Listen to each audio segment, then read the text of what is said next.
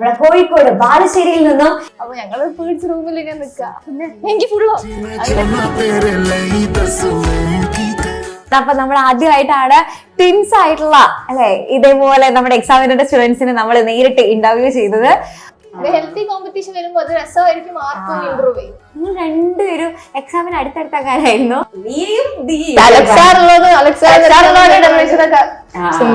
മറ്റേ ഒരു മാർക്ക് പോയിട്ടുള്ളത് ഏത് സബ്ജക്റ്റ് നിങ്ങൾക്ക് അറിയോ? നിങ്ങൾ തമ്മിൽ അടിയൊക്കെ ഉണ്ടാക്കാറുണ്ടോ?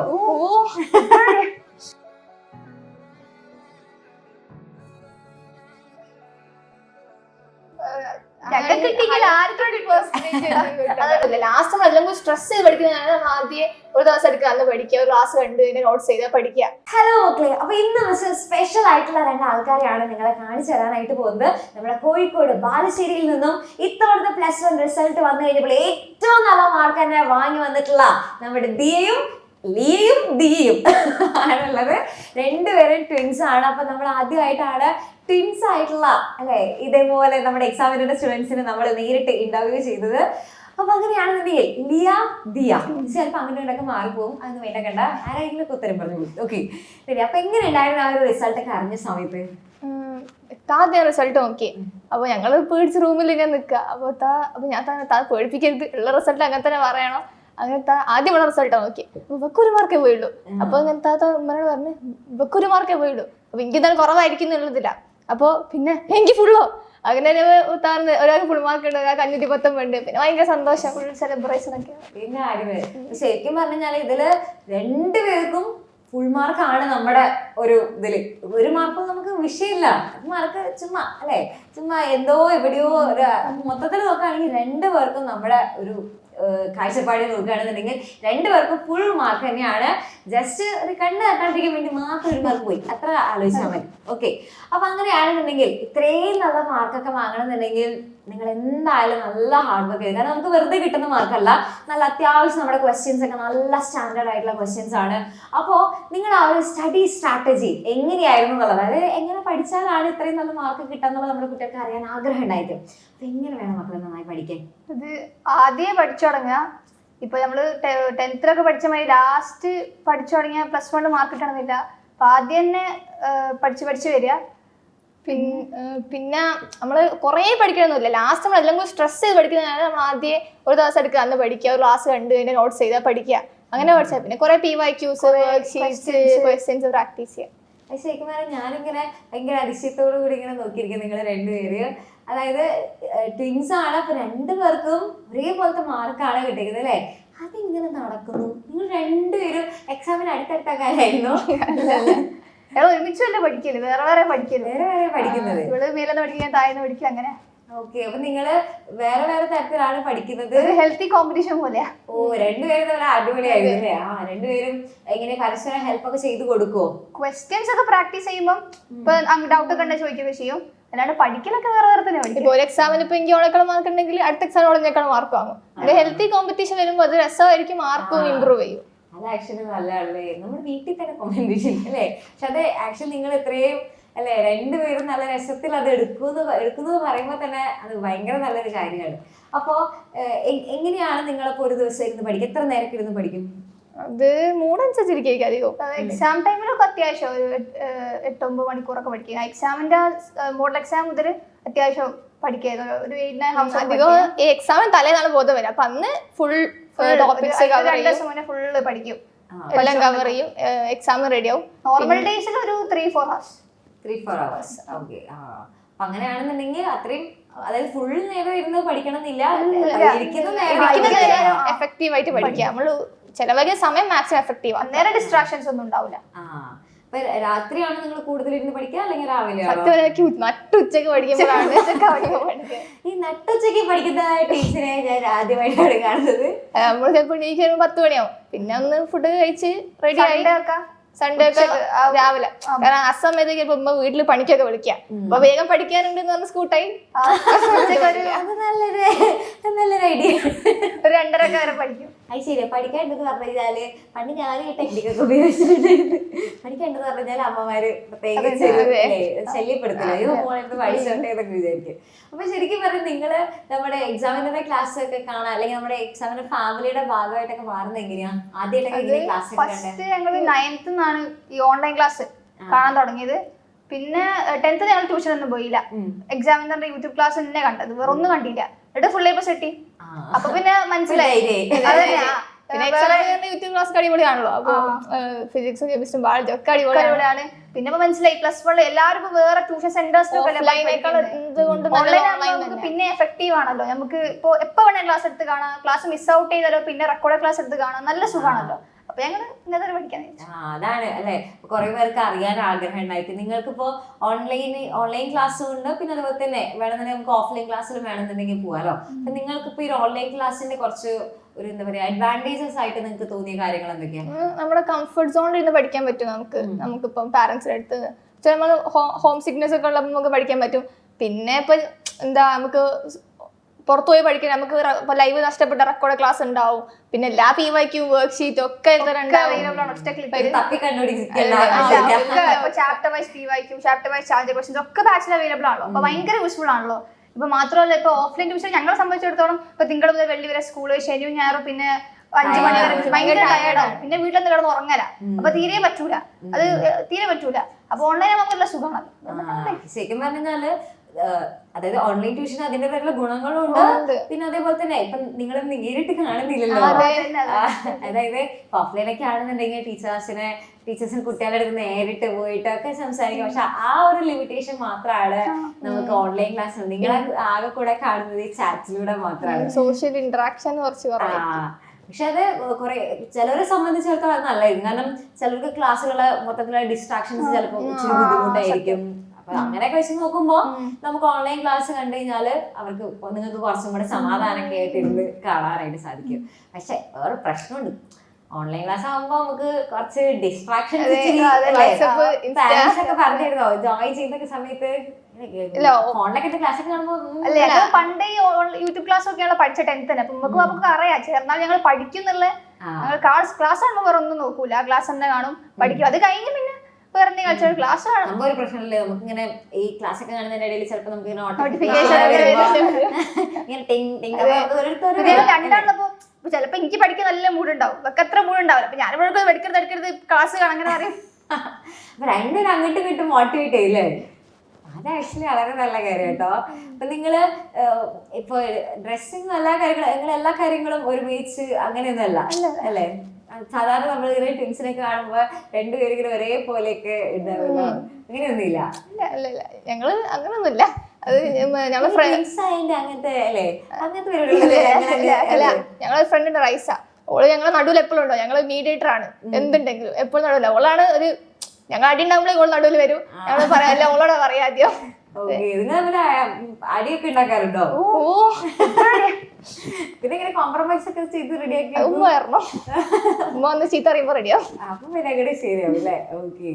അപ്പൊ ഇങ്ങനെ മാർക്കൊക്കെ രണ്ടുപേരിൽ ആർക്കെങ്കിലൊക്കെ ഇങ്ങനെ കുറയുന്ന സമയത്ത് അപ്പൊ നമുക്ക് എന്തായാലും പല ഡൗൺ, അതായത് എപ്പോഴും നമുക്ക് ഫുൾ ഭയങ്കരമായിട്ട് ഉണ്ടാവുന്നില്ല, നമുക്ക് ഡൗൺ ആയി പോകുന്ന സിറ്റുവേഷൻസ് ഉണ്ടായിരിക്കാം. അപ്പൊ നിങ്ങൾ ഇതേപോലെ പരസ്പരം ചിലപ്പോൾ അങ്ങോട്ടൊക്കെ ഡൗൺ ആയി പോകുന്ന സമയത്ത് നിങ്ങൾ എങ്ങനെ അതിൽ നിന്നൊന്ന് മോട്ടിവേറ്റ് ചെയ്തൊന്ന് കയറി വരാൻ വന്നിരുന്നത്? മാർക്ക് പറയുമ്പോ ഒരുമിച്ചാ പറയാ. ഇപ്പൊ ഞങ്ങൾക്ക് ക്രിസ്മസ് എക്സാമിന് കുറച്ച് മാർക്ക് കുറഞ്ഞു. അപ്പൊ ആ ഒരു മോട്ടിവേഷനിലാണ് ഞങ്ങൾ ആക്ച്വലി പബ്ലിക് കുറച്ചുകൂടി എഫേർട്ട് ഇട്ട് പഠിച്ചത്.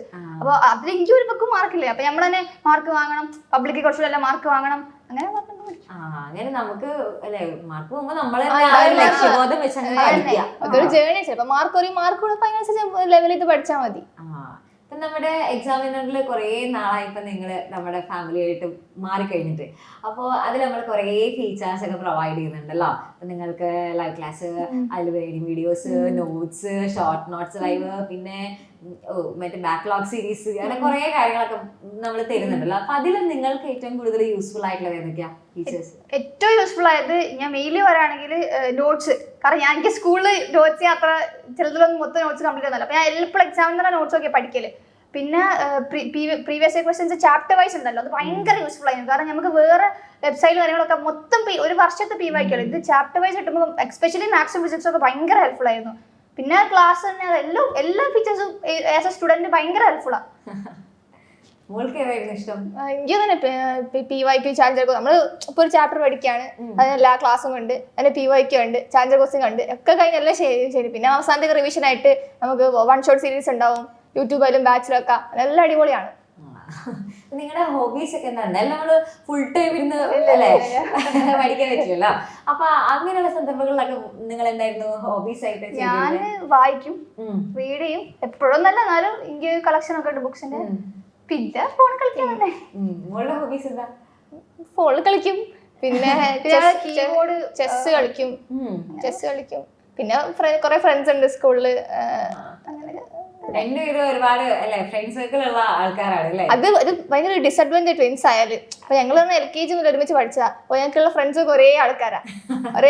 അപ്പൊ റൈസാർ, മിസ്വ, അങ്ങനത്തെ കുറെ ഫ്രണ്ട്സ് ഉണ്ട്. അപ്പൊ നിങ്ങൾ അല്ലെ എല്ലാരും കൂടെ ഒരുമിച്ചാണ് അല്ലെ? അപ്പൊ നമ്മളിപ്പോ ഇപ്പൊ നമുക്ക് പലതരത്തിൽ വേണമെങ്കിൽ പഠിക്കാം. അതായത് വേണമെന്നുണ്ടെങ്കിൽ നമുക്ക് ഒരു ടോപ്പിക്ക് നമ്മൾ പഠിച്ചു കഴിഞ്ഞാൽ വേണമെങ്കിൽ അടച്ചു വെച്ചിട്ട് നമുക്ക് ഒന്നും കൂടെ ഓർത്ത് പഠിക്കാം, അല്ലെങ്കിൽ മറ്റൊരാൾക്ക് പറഞ്ഞു കൊടുത്ത് പഠിക്കാം. അപ്പൊ നിങ്ങൾ ശരിക്കും ഇങ്ങനെ ഫ്രണ്ട്സിനൊക്കെ ഇതുപോലെ പഠിപ്പിച്ച് ഇതാക്കലാണ്. പണ്ടേ വേറൊരാൾക്ക് പഠിപ്പിച്ചെടുക്കും, നമ്മളും പഠിക്കല്ലോ. ഇപ്പൊ അധികം ആൾക്ക് എക്സാമിന് തല്ല ഞങ്ങള് മെസ്സേജ് അയക്കൂ, എടാ ഒന്ന് പറഞ്ഞുതരും. അപ്പൊ നമ്മൾ ഓൾക്ക് പഠിപ്പിച്ചെടുക്കും, നമ്മളും പഠിക്കും, ഓൾക്കും ഹെൽപ്ഫുൾ ആവും. ഭയങ്കര എന്താ നമുക്ക് തന്നെ മെമ്മറി നിൽക്കാൻ ഭയങ്കര ഹെൽപ്ഫുൾ ആക്ച്വലി. അത് ശരിയല്ലേ? ഏറ്റവും നല്ല ബെസ്റ്റ് ടെക്നിക്ക് എന്ന് പറയുന്നത് മറ്റൊരാൾക്ക് ഒരാളെ നമുക്ക് പഠിപ്പിച്ചു കൊടുക്കാൻ കിട്ടാന്ന് വെച്ച് കഴിഞ്ഞാൽ അത് ആക്ച്വലി വലിയൊരു ഭാഗ്യമാണ് അല്ലെ? അപ്പൊ ഇത്രയും നല്ല ഫ്രണ്ട്സ് ഒക്കെ ഉണ്ടെന്നുണ്ടെങ്കിൽ അല്ലെ പിന്നെ എന്താ വേണ്ടതല്ലേ? അടിപൊളി. ഓക്കെ, അപ്പൊ അങ്ങനെയാണെന്നുണ്ടെങ്കിൽ ഇത്രയും നല്ല മാർക്ക് വാങ്ങാനായിട്ട് നിങ്ങളുടെ അടുത്ത് ഞാൻ ചോദിക്കുകയാണ്, നമ്മുടെ എക്സാമിനറിന്റെ റോൾ എന്താണ്? ഇത്രയും നല്ല മാർക്ക് വാങ്ങാനായിട്ട് നിങ്ങളെ എങ്ങനെയാണ് ഹെൽപ്പ് ചെയ്തത് ഇത്രയും നാളും? അതായത് ഇപ്പൊ മിസ് +1 മാത്രമല്ല ചോദിക്കുന്നത്, ഇത്രയും നാളുള്ള ആ ഒരു ജേർണിയിൽ നിങ്ങൾക്ക് എത്രത്തോളം ഹെൽപ്ഫുൾ ആയിരുന്നു എക്സാമിനർ? 100% ഹെൽപ്ഫുൾ ആയിരുന്നു. എല്ലാം ഹെൽപ്ഫുൾ ആയിരുന്നു. കാരണം ഇപ്പൊ 10th ഞങ്ങൾ ഒരു ട്യൂഷനും കാര്യങ്ങളും ഒന്നും പോയില്ലല്ലോ. അപ്പൊ യൂട്യൂബ് ക്ലാസ് തന്നെയാണ് കാണുന്നത്. എല്ലാ ലൈവും മിസ് ഔട്ട് ചെയ്യാണ്ട് കാണും. ഭയങ്കര ഹെൽപ്ഫുൾ ആയി. സത്യം എക്സാമിനർ ഇല്ലെങ്കിൽ ഈ ഒരു മാർക്ക് കിട്ടൂലായിരുന്നു, അങ്ങനെ തന്നെ പറയാം. ഓക്കെ, അപ്പൊ 10th നിന്ന് ഒരു +1 ചേഞ്ച്? ആദ്യം കുറച്ച് NCERT ടെക്സ്റ്റ് ബുക്ക് ആണല്ലോ, ടെക്സ്റ്റ് ബുക്ക് ഒന്നും മനസ്സിലാവില്ല വായിച്ചു നോക്കുമ്പോ. പക്ഷെ പിന്നെ ഒരു 1 month 2 month ഒക്കെ കഴിയുമ്പോൾ നമ്മൾ ക്ലാസ് ഒക്കെ കണ്ട് അങ്ങനെ റെഡി ആയി വരും. കാരണം കുറച്ചുകൂടി കൂടുതൽ പോർഷൻസ് വരുന്നുണ്ടല്ലോ പഠിക്കാൻ. പിന്നെ റെഡി. പിന്നെ സ്കൂളുകാരൊക്കെ സപ്പോർട്ടാണ്, അങ്ങനെ റെഡി. നിങ്ങൾക്ക് ഏറ്റവും ടഫ് ആയിട്ടുള്ള സബ്ജക്ട് ഏതാ? ടഫ് മറ്റേ 1 മാർക്ക് പോയിട്ടുള്ളത് ഏത് സബ്ജക്റ്റ് നിങ്ങൾക്ക് അറിയോ? അയ്യോ, അത് കേട്ടപ്പോ ഞാൻ തകർന്നു പോയി. ബയോളജിയിലാണ് മക്കളെ 1 മാർക്ക് പോയിട്ടുള്ളത്. പക്ഷെ എനിക്ക് ബയോളജി ഇഷ്ടമാണ്. എനിക്ക് എന്താ പോയെന്ന് അറിയില്ല. ഞാൻ റിവാലുവേഷൻ കൊടുക്കുന്നുണ്ട്, കിട്ടുന്നാണ് പ്രതീക്ഷ. ചിലപ്പോ അറിയാതെ എന്തെങ്കിലും അതാണ് കെയർലെസ് ആയിട്ട് തെറ്റിനാണ് എനിക്ക് തോന്നുന്നത്. അത് ഓക്കെ, മോൾക്ക് ഏതാ ടഫ് ആയിട്ടുള്ള സബ്ജക്ട്? അല്ല, എനിക്ക് ടഫ് ഒന്നുമില്ല, എല്ലാം കണക്ക്. ഏറ്റവും ഇഷ്ടമുള്ള സബ്ജക്ട് ഏതാ? +1 ഫിസിക്സ് ഇഷ്ടമായിരുന്നു, ബയോളജി ഇഷ്ടമായിരുന്നു. Physics, maths. ഈ മാത്സ് ടഫല്ല. കുറെ ഡെറിവേഷനും കാര്യങ്ങളൊക്കെ രസമാണ്. കാരണം 10 അതിലെ കാണുന്ന സാധനം +1 വരുമ്പോൾ വേഗം മാർക്ക് കിട്ടുമോ വേഗം പഠിച്ചാലും മതി. ഇത്രയും ഡെറിവേഷൻ ഇഷ്ടപ്പെടുന്ന ആൾക്കാരെ ഞാൻ ആദ്യമായിട്ടാണ് കാണുന്നത്. സാധാരണ എല്ലാവരും അയ്യോ ഭയങ്കര പാടാണ് ഡെറിവേഷൻ. നിങ്ങൾക്ക് ഇങ്ങനെ ഭയങ്കര ഇങ്ങനെ ലെക്ചർ ഇപ്പോ എപ്പോഴും എല്ലാ കാര്യങ്ങളും ഭയങ്കര റിയലിസ്റ്റിക് ആയിട്ടാണ്, അതായത് എന്തെങ്കിലും റിയൽ ആയിട്ടുള്ള എക്സാമ്പിൾസും കാര്യങ്ങളൊക്കെ വെച്ചിട്ടാണല്ലോ നമ്മുടെ ലൈഫുമായിട്ട് ചേർത്തിട്ടാണല്ലോ പഠിപ്പിക്കും. അങ്ങനെ പഠിപ്പിക്കുമ്പോൾ നിങ്ങൾക്ക് കുറച്ചും കൂടി ഇഷ്ടം ഇമാജിൻ ചെയ്യാൻ പറ്റും. ഇപ്പൊ എസ്പെഷ്യലി +1 ഫിസിക്സ് മെക്കാനിക്സ് ആണ്. നമുക്ക് ഇങ്ങനെ ഫുൾ ലോസ് ഓഫ് മോഷൻ ഒക്കെ എങ്ങനെ ഇമാജിൻ ചെയ്ത് പഠിക്കാൻ പറ്റും. ലെക്ചർ അങ്ങനെ പഠിപ്പിക്കുക, അപ്പൊ നമുക്ക് ഭയങ്കര യൂസ്ഫുൾ ആയിരിക്കും. അങ്ങനെ കണ്ടു പഠിക്കുമ്പോൾ നിങ്ങൾക്ക് കുറച്ചും കൂടെ ഇഷ്ടമാണ് അല്ലെ? പിന്നെ ഒബിയസ്ലി നമുക്ക് ബയോളജിയിൽ നിറയെ ടേംസ് പഠിക്കാനുണ്ടല്ലോ, പ്രത്യേകിച്ച് മോർഫോളജിയിലൊക്കെ. എന്തോ മോർഫോളജി, ബയോമോളിക്യൂൾസ്, അതെനിക്ക് ചോദിക്കായിരുന്നു. ബയോമോളിക്യൂൾസ് എങ്ങനെയുണ്ട്? എനിക്ക് ഇഷ്ടമായിരുന്നു. ഞങ്ങൾക്ക് ഹൃദാർത്ഥയായി. എന്നിട്ട് സാധാരണ എല്ലാവരും ഒന്നും വിചാരിക്കരുത്, പൊട്ട ശാസ്ത്രം ബയോമോളിക്യൂൾസ് ഒറ്റയടിക്കാൻ പറയുന്നത്. പിന്നെ അനാട്ടമി ആയിരുന്നു. കുറെ ടേംസ് ഒക്കെ വന്നോണ്ട് ആ റൂട്ടിന്റെ സ്ട്രക്ചർ ഒക്കെ കാണുമ്പോ സംഭവം അതിങ്ങനെ കൊറേ ഇങ്ങനെ വട്ടം ഓക്കെ. അപ്പൊ ഈ നമുക്ക് ബയോളജി കുറെ ടേംസ് ഒക്കെ പഠിക്കാനുണ്ടല്ലോ, അപ്പൊ അതൊക്കെ നിങ്ങൾ ഓർത്ത് വെക്കാൻ അപ്പൊ എന്ത് ചെയ്യും? ബൈ ഹാർട്ട് ആക്കും. പിന്നെ ചില കോഡ്സ് ഇങ്ങനെ മിസ് എന്ന് പറയല്ലോ ക്ലാസ്സിൽ, അതൊക്കെ ഭയങ്കര ഹെൽപ്ഫുൾ ആണ്. പിന്നെ കുറെ ടൈംസ് ഒക്കെ പിന്നെ പിന്നെ പഠിക്കുമ്പോൾ നമ്മൾ ഓർമ്മയിലൊക്കെ നിൽക്കും. അങ്ങനെ വീണ്ടും നിങ്ങൾ റിവിഷൻ ഒക്കെ എങ്ങനെയാ ചെയ്യാറുള്ളത്? റിവിഷൻ ഞങ്ങൾ ചിലപ്പോൾ എക്സാം സമയത്ത് വരും റിവിഷൻ ചെയ്യാം. പക്ഷെ പിന്നെ അത് ആദ്യം പഠിക്കുക ചെയ്യാം. എനിക്ക് ഞാൻ ആനിമക്കിണ്ടൊക്കെ ഒരു 10 വട്ടം പഠിച്ചിട്ടുണ്ട്. അത്രയും വട്ടം പഠിച്ച് നമുക്ക് തലയിൽ ലോക്കാവും അല്ലേ? പിന്നെ അങ്ങനെ റിവൈസ് ചെയ്ത് കഴിഞ്ഞാല് എല്ലാ കാര്യങ്ങളും ഏറ്റവും എളുപ്പത്തിന് കിട്ടും അല്ലെ?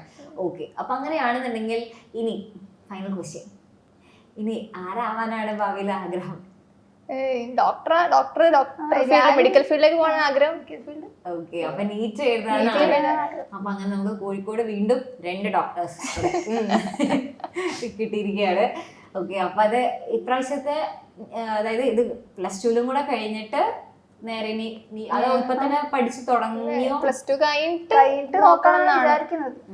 ഓക്കെ ഓക്കെ, അല്ലെങ്കിൽ +2 തുടങ്ങുമ്പോ, കാരണം കുറെ പേര് ലാസ്റ്റ് +2 കഴിഞ്ഞിട്ട്, കാരണം പലരും വിചാരിക്കുന്ന വെച്ചാൽ +2 നമ്മള് നീറ്റിന് വേണ്ടി പഠിച്ചു കഴിഞ്ഞാൽ മാർക്ക് കുറഞ്ഞു പോവുക, പബ്ലിക് എക്സാം എന്നുള്ള ടെൻഷൻ ഉണ്ട്. പക്ഷെ ശരിക്കും അങ്ങനെയൊന്നുമില്ല. ശരിക്കും നീറ്റും കൂടെ പഠിച്ചു കഴിഞ്ഞാൽ നിങ്ങൾക്ക് ഏറ്റവും നല്ല മാർക്ക് സ്കോർ ചെയ്യാനേ പറ്റുള്ളൂ. കാരണം നമുക്ക് ഓരോ ടോപ്പിക്കും നല്ലോണം ഡീറ്റെയിൽ ആയിട്ട് നമ്മൾ പഠിക്കുമല്ലോ നീറ്റിന് വേണ്ടി പഠിക്കുമ്പോൾ. അപ്പൊ നിങ്ങൾക്ക് ഏറ്റവും നല്ല ബോർഡ്സും ശരിയാവും, നീറ്റ് ശരിയാവും. ബോർഡ്സിനും, കാരണം കഴിഞ്ഞ വട്ടൊക്കെ ഒരുപാട് കുട്ടികൾക്ക് ഈ നീറ്റിനും കൂടെ പഠിച്ച കുട്ടികൾക്കാണ് കൂടുതൽ മാർക്ക് സ്കോർ ചെയ്യാനായിട്ട് പറ്റിയിട്ടുള്ളത്. Full mark കവറാണ്. എല്ലാം കവർ ചെയ്യല്ലോ. അപ്പൊ അങ്ങനെ പഠിച്ചു കഴിഞ്ഞാൽ നല്ലതാ. പഠിക്കുമ്പോ നല്ല ഡീറ്റെയിൽ ആയിട്ട് പഠിച്ചു. ഓക്കെ, മെയിൻ ആയിട്ട് NCERT ഫോക്കസ് ചെയ്യാം. അപ്പൊ അങ്ങനെയാണെന്നുണ്ടെങ്കിൽ ഒരു ക്വസ്റ്റ്യൻ കൂടി ചോദിച്ചു മിസ് നേരത്താണ്, ഇത്രയും നല്ല മാർക്ക് വാങ്ങാന്ന് വെച്ച് കഴിഞ്ഞാല് നടക്കൂല എന്നൊക്കെ വിചാരിച്ചിരിക്കുന്ന ഒരുപാട് കുട്ടികളുണ്ട്. അപ്പൊ അവരുടെ അടുത്ത് നിങ്ങൾ രണ്ടുപേരും ആ ഒരു ഹെൽത്തി കോമ്പറ്റീഷനോട് കൂടെ നേടിയെടുത്തിട്ടുള്ള ആൾക്കാരാണ് അല്ലേ? അപ്പൊ നിങ്ങൾ പറഞ്ഞു കഴിഞ്ഞാൽ അവർക്ക് കുറച്ചും കൂടെ ഈസി ആയിട്ട് മനസ്സിലാക്കി എടുക്കാൻ പറ്റും, ഞങ്ങൾ പറയുന്നതിനേക്കാളും കൂടുതൽ. ഓക്കെ, അപ്പോൾ എങ്ങനെയാണ് ഇത്രയും നല്ല അവരെ കൊണ്ട് സാധിക്കും ഇങ്ങനെ മാർക്കൊക്കെ വാങ്ങാനായിട്ട്? അവർക്കൊരു ഒരു ചെറിയൊരു മോട്ടിവേഷൻ കൊടുക്കും.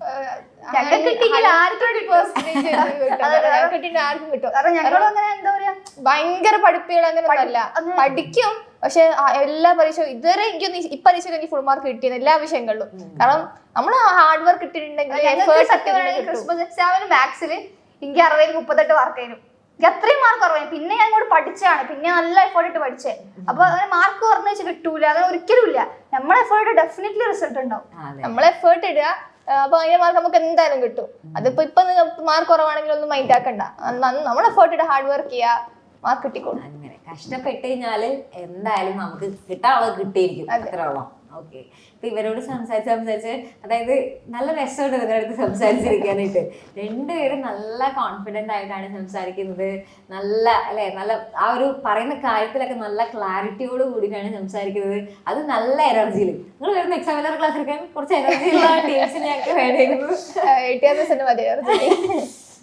അല്ലേ, ബയോളജിയിൽ ഒരു മാർക്ക് പോയത് സങ്കടപ്പെട്ടിരുന്നു.